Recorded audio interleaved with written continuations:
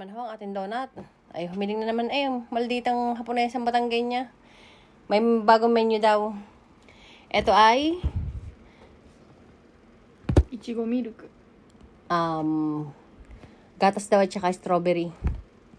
Nasa ibabaw. あと練乳のやつ。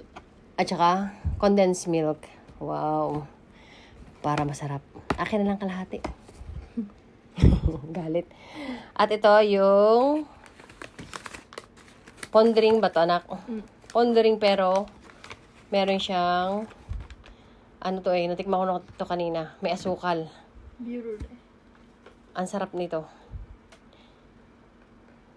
Tapos meron siyang yung tunaw na asukal ba yan? Para sa leche plan. Sarap.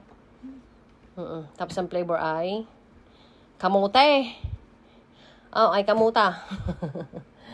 Ang sarap na. Siyempre, hindi mawawala ng pasalubong ang kanyang mami na Bavarian.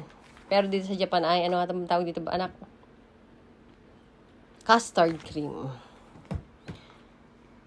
Sa Pilipinas ay, yun na nga, Dunkin Donuts Bavarian. Ito lang talaga pinabibili ko. At saka yung pondering na isa. Yung parang ganito ang style niya, pero walang flavor. Sarap na sarap kami doon. Yung ate naman niya ay, wala na, nalapang na. Basta pag, ano ba yan, basta pag mag-autumn na, may iba't ibang flavor Mr. Donut dito. Ayan o. Ay siya, kami lalapang na.